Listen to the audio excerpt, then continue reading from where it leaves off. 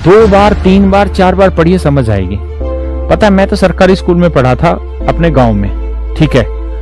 बाद में दिल्ली आए हम तो ट्रेन पकड़ पकड़ के। और मैं जब पढ़ता था ना तो मतलब मेरे को बहुत कम ही चीजें याद अपनी बचपन की। छोटी क्लास में पढ़ता था तो गरीब परिवार से थे, घर परिवार के सारे आदमी जमींदारी में झुके रहते थे, पढ़ाने के लिए हमें कोई कुछ नहीं कहता था। हमारे डंडे से पिटाई नहीं होती थी जैसे आजकल हमारे बच्चों की या तुम्हारी उम्र के बच्चों की हुई होगी, पढ़ ले हरामखोर पढ़ ले, ऐसा नहीं होता था।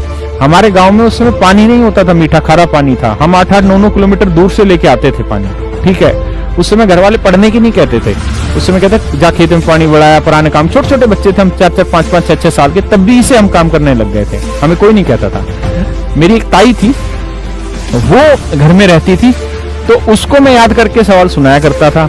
तो मैं क्वेश्चन भी याद किया करता था और सॉल्यूशन, क्योंकि वो भी पढ़ी लिखी नहीं थी। तो उनको पहले मैं क्वेश्चन सुनाया करता था, फिर उसी क्वेश्चन का मैं आंसर सुनाया करता था।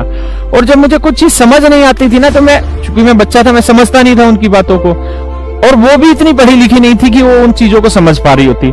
लेकिन उन्होंने मुझे एक बात कही, अब तो वो स्वर्गवासी हैं, उन्होंने मुझे कहा कि तू बेटा घबरा मत, तू ऐसा कर। मेरा नाम था एक लोकल, जो भी मैं बताऊंगा नहीं। उन्होंने कहा तू घबरा मत, तू यूं कर, सवाल को 2-3 बार पढ़ते रहे, अपने आप समझ में आ जाएगा। भैया बहुत छोटी उम्र की बात है, जब मैं होगा 7-8 साल का हूँ तब की बातें हैं। और उनको ना क्वेश्चन क्यों पता था ना उनको आंसर का पता था, मैं खुद ही क्वेश्चन सुनाता था, फिर उसी का खुद ही सोल्यूशन सुनाता था। और तब उन्होंने मुझे ये बात कही कि क्वेश्चन को 2 बार 3 बार 4 बार पढ़, अपने आप उत्तर बता देगा।